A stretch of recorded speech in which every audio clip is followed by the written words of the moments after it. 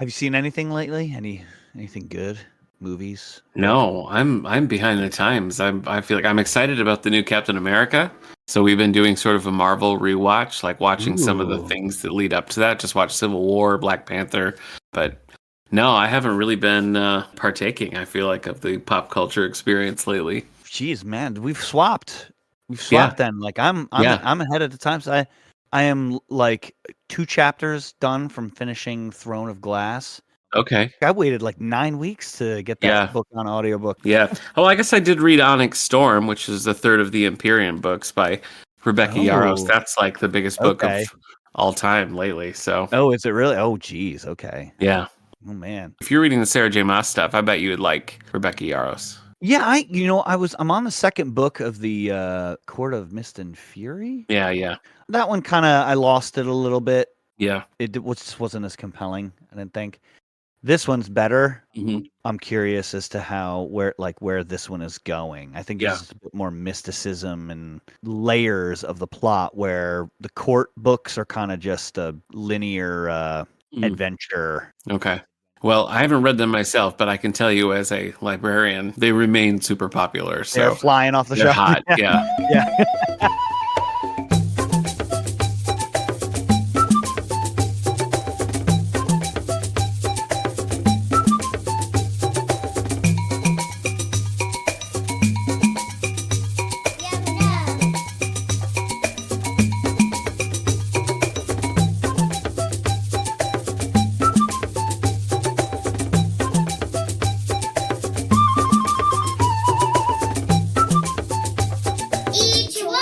Welcome to This Endorian Life, a Star Wars podcast from the Radio Meanwhile Network. My name is Steve Rudd. Oh, I don't know why suddenly I forgot that I have to talk, but yes. And my name is Nick Gunning, and we're taking apart the world of Star Wars Lego brick by brick. We are fully switching places, Steve. No. You're keeping up with pop culture. I've forgotten how to podcast. I don't know what's happening, but here we are. While we're at it, tell me what you hate about Yes. Yeah.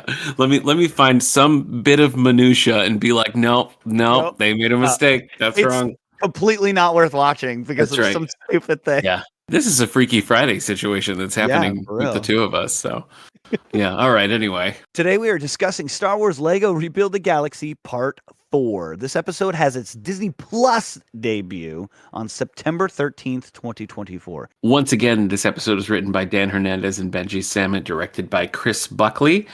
We have our regular returning cast back, of course, and we have a new classic character returning, and that's Billy D. Williams as, spoiler alert, the Landolorian. I can die. You know, my son we didn't even, because you don't see what it is at first. You hear the voice, and my son was like, Lando? And I was like, Yeah. ooh. So I'm succeeding as a parent because he recognized Lando based on one line That's off a screen. success. So yeah. Yeah. But we do get Billy D. Williams back. Pretty exciting there. I mean, I'm excited because we did ask for him, right? I mean, Yeah. we're kind of like, oh, that's weird. Darth Maul is in Lando's Yeah. clothes. Like, where's Yeah. Lando? Like, We gotta come have on. Lando. Gotta Yeah, have him. it was good. So it's Black History Month right now, and so I thought we'd spotlight Kevin Michael Richardson, who voices Jedi Jabba the Hutt. He's been voicing Jabba since the 2008 film Clone Wars, but his Star Wars credits go back to the Phantom Menace video game. So he's been doing Star Wars voice work since 1999. Along the way, he's voiced Mace Windu, Boss Nass, plus Fleaver, most recently in the Young Jedi Adventures. But we know him best as the voice of the Joker in the greatest Batman cartoon ever made, the WB series, The Batman. So good. So good. Oh my gosh, I love that show. I just got the Blu-ray of that, and it looks amazing. Really? Yeah, you know, sometimes with animation, like going high def, it's like, yeah, that's what it always looks like. But the crispness of the colors, like the bright red Yeah. sky and Batman appearing, it looks, I mean, it'll knock your socks off. It's so worth it. I love that version. It's so good. Yeah. I feel like the artwork is very appealing. It's very Yeah. simple, almost like color blockish. Yeah. I would say, Yeah, but it is. very simple. But the writing is good. All the voices are good. You know, Yes. I remember at first being like, "Whoa, the Joker." Okay, Yeah. I have to get used to this. Like, you know, you come off of Mark Hamill, Yeah. and Mark Hamill is not an acquired taste. You're like, this is the Joker. Yeah, it's This true. guy Yeah. who did the Joker was at first for me like an acquired taste, but like if somebody were to say like who's your top two greatest Jokers, it's Mark Hamill and Kevin Michael Richardson. Like, Yeah. just knocks it. Like in my brain, the Joker's an amalgamation of the two Yeah. voices. No, I think that's absolutely right. And so many of the character designs for all the villains. I mean, the Riddler's a really weird take. Yeah. Penguin's very different from what, you'd been seeing before. So yeah, it does take a little getting used to, but I love the voice cast. I love that Batgirl. It's Yeah. one of my favorite Batgirls in anything. Just so funny. So yeah, I love this show. Anytime I decide, I'm gonna just watch an episode of that show, I'm like, yeah, I still love it. Still good. Remember when we popped in like the DVD Oh, of yeah. it? And we were like, oh yeah, I can't wait to watch it. And the theme Yeah. song, we were like, whoa. Yeah. Arguably one of the best Batman theme songs ever. I mean, it's right up there with like the Michael Keaton Batman in Yeah. epicness, because it's like Yeah. it's the classic Batman. It's the Adam West Yeah. Batman style. It's Yeah. so good. Well, it's got two. It's like It's got two. Yeah. the first two seasons is more like a bow, mow, mow, mow, like a real moody, low kind of thing. And then when they bring in Batgirl and stuff, it's that bow, Bum, bum, and it's bum, bum, bum. Yeah. It's So so good. good. Oh yeah, Yeah. it was that like creepy like do do do do do do Yeah, do yeah. do, and it's like Yeah. bass. It's Bass like heavy. nothing. Yeah, It's just yeah. bass. It's just basically a bass Yeah. with like I mean, bat it's noises. I don't hate it, but when the classic one, which I consider to be the classic one from like the later season, comes in, it's just perfect. Oh, it just started. Yeah. It's like Yeah. it's so good. Yeah, and I feel like that series kind of lives in the shadow of Batman the Animated Series because Yeah. people love the classic Batman the Animated Series so much. Same with Batman Beyond. And it's like they came pretty close together, and it's like nobody really had a place for that Batman show. And it was always kind of like, it's the kids' WB, whatever, nobody cares. Yeah. Then Brave and the Bold came out a little after that, and that was such a fun, like splashy kind of thing that I feel like the Batman gets a little lost in the shuffle. But yeah, great cast. Yeah. You're right. Kevin Michael Richardson's great as the Joker. Just kills it, man. Yeah. I think you're right. It's almost like something. It has a look like it's for the kids, but the writing was definitely not fully kid centric. It was very layered. It's good. Yeah, it's very good. It really was. It really They did a was. good job. Man, let's just scrap this and do a rewatch of the Batman. We'll just. I know, right? I know we're hanging. 3 episodes in, but let's see. No. I am excited to talk about this one. I got to the end of this one and I was like, oh boy, can we podcast right now? Because I need to get into this. But yeah, I've held this up long enough. So Steve, take us away. All right, I'll take us out. Rebuild the Galaxy Part 4, uber detailed plot. A massive fleet exits hyperspace above the lone and desolate planet of Vanessa, as Dev knows it. However, he has a plan to combine his power of breaking and Sig's power of building to design the galaxy at their will. Dev forces Sig to touch the cornerstone. Yeah. His touch activates the cornerstone's power, which the Breaker, Dev's massive super weapon, unleashes onto Vanessa, causing it to become scrambled and rebuilt the way Sig remembered it. Meanwhile, back on Dagobah, the imprisoned group of Jedi Masters revolt, allowing Yessi and Greedo to escape. The revolt fails, however, until Yessi and Greedo force Han and the guards to surrender after stealing the Dark Falcon. On Vanessa, Dev plays to Sig's heart, showing him the planet is just as he remembered it. Dev pours his heart out on Sig, revealing his plan with the cornerstone, wishing his story to be chronicled by Sig. Sig refuses, however, to tell someone else's story, not giving in to Dev's plan, realizing this Vanessa was just a shadow of the real thing. The Sith apprentices arrive and aren't happy Dev has failed to convince Sig to join them, so they turn on Dev. Sig attempts to escape. Back on Tatooine, the rest of the council receives word of Dev's superweapon and plan. They rally and agree to help after all. If you remember, they were disabled. Mm-hmm. However, all is not good on Vanessa as Sig is nearly captured until Jedi Bob saves him in a Jedi Force Builder starfighter. He quickly builds another and the two blast off, leaving Dev to deal with his apprentices. Sig and Bob's escape are cut short by Dev's blockade. Suddenly, a fleet drops out of hyperspace. The Council managed to get the Rebel army, and the battle begins. Sig and Bob must get to the command ship. Outnumbered and all hope lost, the two are rescued thanks to the help of C-3PO and the Ewok fighters. Woo. Woo! Ooh, teeny! Oh no, wait, that's the the addition of the bounty hunter and furballs allow Bob and Sig to successfully infiltrate the Breaker. Sig and Bob make amends before continuing on to retrieve the cornerstone. Dev is waiting for them when they arrive. Sig finally understands why Dev is evil. He is alone in the galaxy, like Sig was after everything was scrambled. Dev's reasoning to break the galaxy is because it first broke him. No matter what has been done, there is still hope. Dev wavers, but ultimately chooses the path of destruction, firing the breaker into the rebel fleet, destroying it all. Quickly, Bob gives Sig his saber, hold off Dev while he goes for the cornerstone. Their duel begins. The Jedi Council mothership is the only remaining rebel ship, but not for long as it begins to break despite the Council straining to hold it together. Out of nowhere, Yessi and Greedo blast in with the Dark Falcon and disable the Breaker's super laser with their own super laser. Dev tries desperately to fight Sig back on the Breaker. Their duel is epic, sharing similarities with Revenge of the Sith and The Last Jedi's saber battles. Bob is seen going for the stone, and Dev incapacitates him. Sig is now the only one able to save them. A forced tug-of-war ensues, this time between Dev and Sig. Dev emits force lightning at Sig, but he uses his lightning staff from Finessa to absorb the blast and direct it into the Breaker's power capacitor, destroying it, throwing Dev off, allowing Sig to finally retrieve the cornerstone.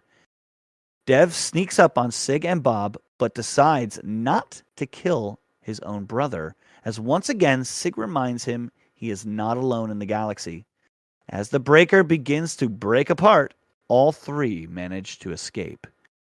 Sig and Bob return to Dagobah to insert the cornerstone in the Lost Jedi Temple, successfully locking it into place for good. Sig is not satisfied, however, when he sees the remains of his droid friend Servo.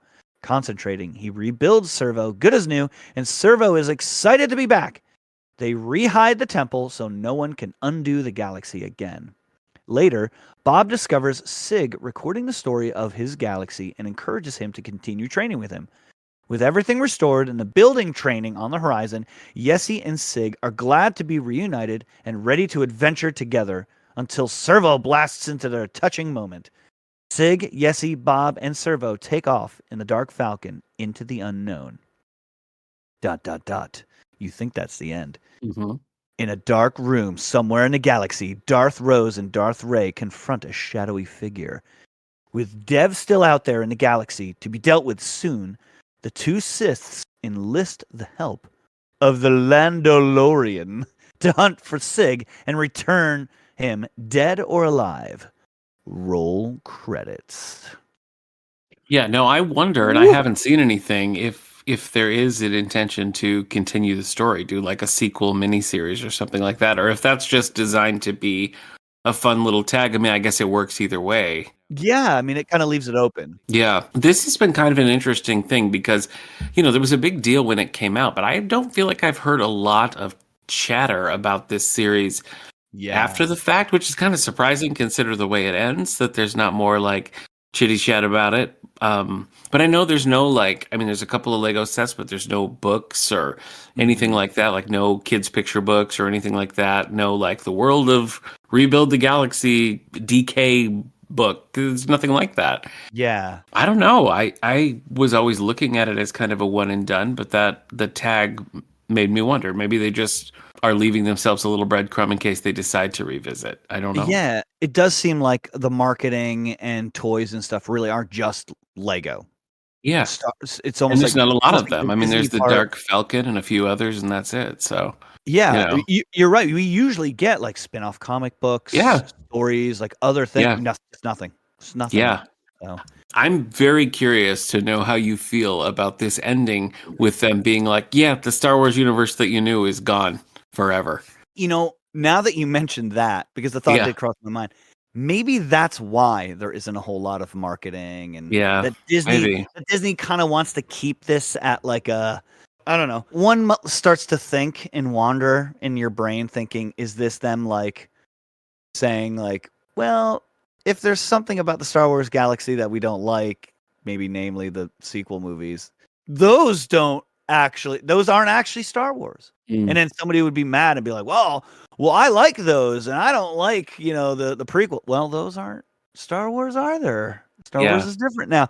And so Well, I and don't know, like, Star Trek kind of toyed with that a little bit because they were like, yeah, well, the animated series doesn't really count, or well, Star Trek 5 doesn't really count, and I yeah, think they've since kind of come around on that, everything counts again. But I don't know. I mean, I true. was genuinely like seriously surprised that was the way they ended it.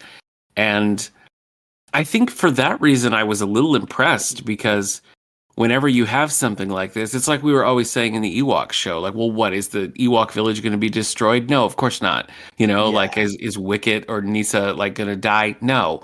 And this is like it seems like the only logical way to end this is either just undo it, they put it back and magically things go back, or like my guess was going to be they were going to somehow be like, now we have all these parallel worlds that you can go to. That's what I really thought was going to happen. But Yeah. no, they just tossed that all away and they were like, no, we told you from the beginning, what's done is done and it can't be undone.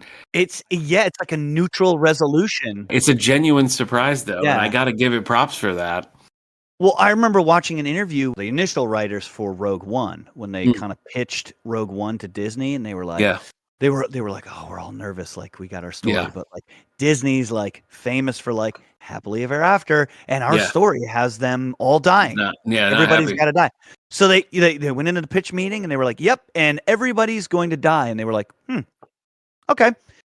And they were like, wait, what? Like they left the meeting like, holy crap, Disney just like let us kill everyone, right? Yeah. And so this is along that lines of like you're right. Disney normally resolves a story. Any Yeah. one of the Moana, Frozen, like all these things, the story resolves somehow. Even in the movie Soul, that one resolves, and I thought, oh, this is the perfect one to leave a neutral resolution Yeah. where it's sad but still happy at the Yeah. same time. And no, they resolved it. But this, again, it's just like, ooh, this is not what I wanted, but it kind of, I felt like I was okay with it. Yeah. I kind of went into it going like, so help me God, if they don't restore the galaxy, I this know. is it. Like this is getting Yeah. a 2.5, Yeah. like sucks. But Well, no, remember, like, it was good. something since episode 1 that we've been liking was the fact that it was not about Luke and Leia. Like, even when they popped up, it was not about those classic characters. It really was like Sig and Dev's story. It always was. And it ends that way too. I mean, to resolve it, that it goes back and these characters, these versions of these characters that we've spent the whole series with, the 4 episodes, it would be kind of a disservice to just be like, well, it's undone. So no harm, no foul. See you later. I like that they just kind of let it breathe. And yeah, to me, it just comes back to, it was genuinely surprising. And I think is very much in line with the world that they established in this thing. Because again, we've been talking about how there is actual world building in this 4-part goofy Lego series, which is pretty impressive. Yeah.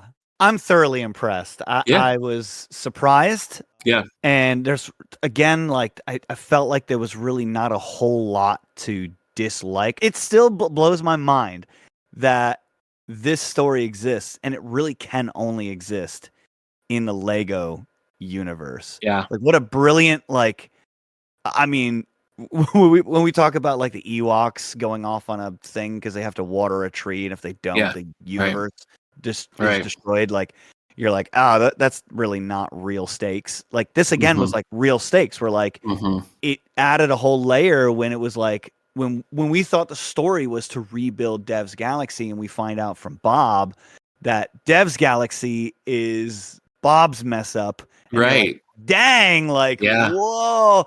And that should have been our indicator of like, you're right. We're not going to get it. Yeah, it's either we're going to get Bob's world back, or we're going to, which is not Star Wars, or we're going to get Dev's world back, which is Star Wars, but we're not getting Bob's, right? So it kind of was just like, well, somebody's going to get let down.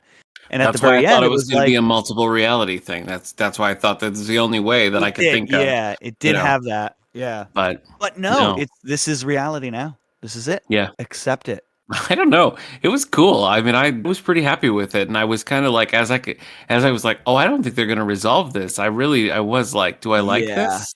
I was like, you know what? I do like it. I do like It it. I was think it's it was cool. when Vanessa was just a shadow when he was like, "Oh, this is just a shadow of like Yeah, a stake." I was just yeah, like, "Oh, that's it. It's not yeah, going to be rebuilt." Because it was that hope of like, "Oh, wait, he could restore the galaxy yeah. based on his memory because he's got all these Yep, stories." yep, And it kind of like in my mind, I was like, "Here we go.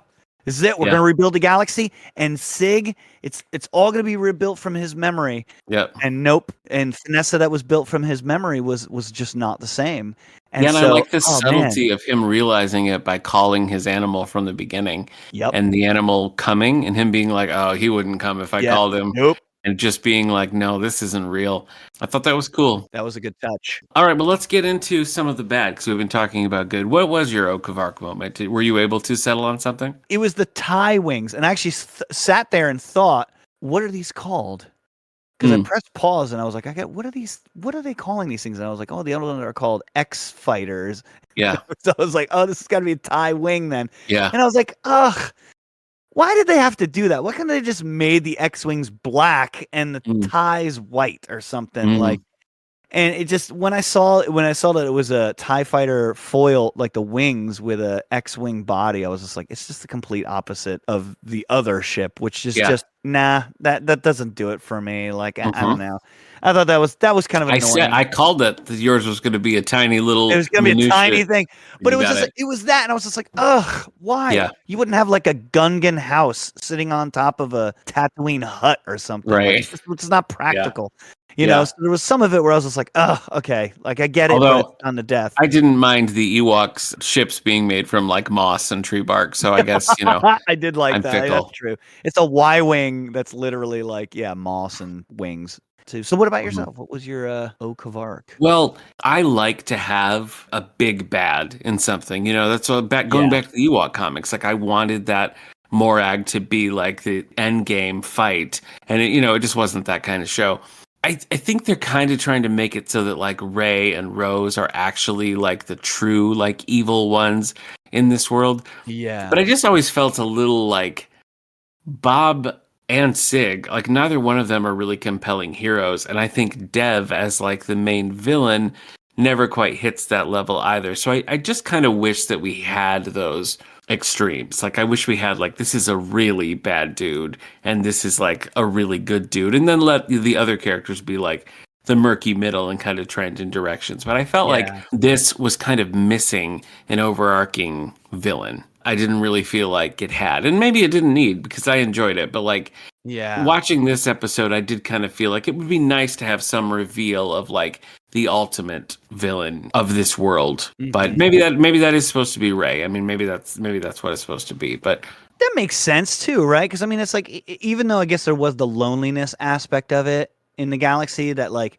but when you look at it, Dev's really the one who experienced the loneliness. It really mhm, wasn't Sig. Like Sig had yeah, his in his universe, he had his brother, he had Yessie, he right, had all those. He did have those people, but like even though Sig was kind of playing to that aspect for Dev, like pulling at those heartstrings to get him to turn to be good, there really was no common thing to get somebody to relate, right? yeah, Like I feel like that's what they did in the sequel trilogies. They tried to get Ray and Ben to relate to each other, yeah. and I think that's what most people were like. I really don't see how they're doing that, but I get what they're trying to do. Yeah. I wonder what it would have been like if instead of being brothers, the Sith on that world was just Sig. It was just like evil Sig. Oh yeah. I don't know. And maybe that wouldn't really have gelled with what was going on. But yeah, I don't know. I just I kind of wanted a big bad and missed it occasionally. What about Ichiwawa? What's your Oh, Ichiwawa moment? so I made and this is only because of my kids. The breaker, the ship. Remember Yeah. last episode? I was like, "Oh man, are we like supposed to recognize that shape?" Yeah. I feel like I've seen that shape. So the breaker is the breaking tool you get in a Lego set. It's Oh. literally the tool Ah. cleverly Well, that disguised as a ship. yeah. And I was looking at it, I was like, "Wait a minute, what? It's even orange." like the tool I have That's funny. upstairs that like my kids have. And I was like, that I got to give them. Okay. That's the super weapon of destruction is Yeah. literally the lever breaking piece. I thought that was really good. And to me, Yeah. that's like somebody going, what if we make the ship like this? Yeah. And somebody's like, if you can make it work. And he was like, cracking his knuckles, I'll make it work. Yeah. Like, Yeah. that's funny. I thought that was good. That made me laugh. What about you? Well, I just have a sort of a corny one, but I Ooh. liked when Yoda and the others are being led away and they decide to form a rebellion, like in that moment. And Yoda does all the jumping around like he does in Attack of the Clones. Like you have that Yoda ping pong fighting style. And I was like, hey, just like in Attack of the Clones. And then he lands on the Akbar trooper and is like, a trap it is. Yeah. So that was another good example of them taking a classic line and kind of turning it around. So the 1-2 punch of the Yoda pinball fight and him turning the trap line around on Akbar, I was like, yeah, this is fun. This is what I'm here for. Yeah. So they did a good job in that saber battle too, man. Like, they did. It had the elements of like jumping off from stone to stone that they were creating. Right, Yeah. it had that like Revenge of the Sith on Mustafar kind of feel to it, but at the same time, they had that the Last Jedi throne room battle between Kylo Ren and Rey feel to it as well. Like, so it's kind of interesting. Good I thought scene. it was good choreography for Legos. Yeah, it's like I got to give that like a spotlight. That I was just like, that's pretty good. It'd be interesting to watch this like cut like a movie, kind of like we were doing with the Droids show. Because I feel like it would have worked pretty well, as Or just a one and done. Yeah, something. Yeah, true. I don't know. I mean, I think the 4 parts did work. It never really felt disjointed or anything, but it'd be kind of interesting to see how it goes. I'm kind of torn about whether or not I think they should continue because on the one hand, it's just such a tight one and done. Yeah. It sets up a premise, it delivers on it, and it goes off in an unexpected direction. And you have the tease with the Landalorian, like, okay, now we're setting up, a more fight and more chase. And maybe we don't need to see that for it to succeed. But I was very happy with this whole thing. I'm pleased by it. How many yub nubs do you give this? I think this episode was like a 4 for me. It wasn't. This one wasn't as good, I think, even though it was the finale. But I thought just overall it wasn't as good as the others. But the series as a whole, I mean, this is like I'd have to give it like a 4.5. Yeah. It's so good. And, I think they won't go any further with this. Unless it's like I feel that way too. Holiday special, unless they choose like, hey, the next Halloween's coming up or next Christmas, and they do a Rebuild the Galaxy Christmas special. Yeah. I don't think we're gonna get like a regular show or a spin-off thing. Yeah. I think maybe it'll be the new spooky thing because the Mandalorian's coming. But that's true. I mean, I guess they do it. Yeah, they have kind of set this precedent of having these like sort of essentially one-off Lego movies. So maybe now they do have a different path they could go down. I mean, I think that would work. I hadn't really thought about that, but having like another one-off special, 45-minute thing that's just kind of like checking in on those characters, and at the end they celebrate Life Day or something, like it's like it's almost like doing you could do a Halloween one, you could do a Thanksgiving one, a Christmas one, and have all the same characters, but they're different and fresh in a new way, right? Yeah. I was a little disappointed with Han Solo in this. They never other than the initial like twist of him not being with Leia and him being a bad guy, like he didn't really have any fun things to do. I never really got behind Jeff Bridges, Luke Skywalker. I don't know. It never quite settled for me. So I don't know.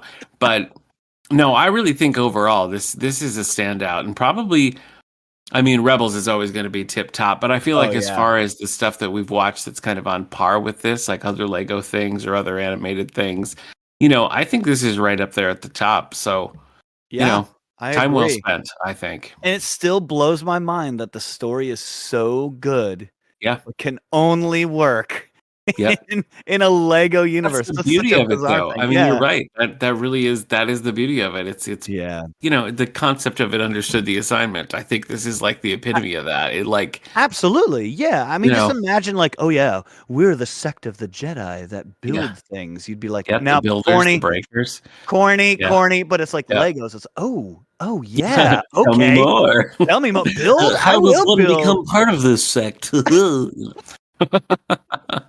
Yeah.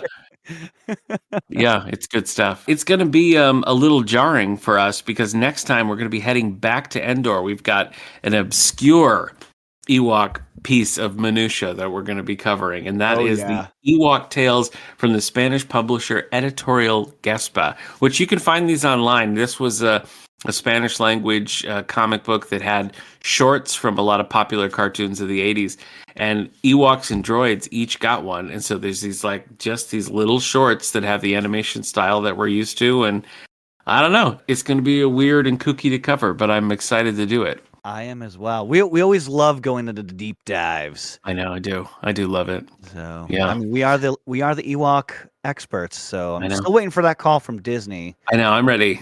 Yeah, I'm ready for it. Yeah, and we had plenty of Ewok content in Rebuild the Galaxy, so we did.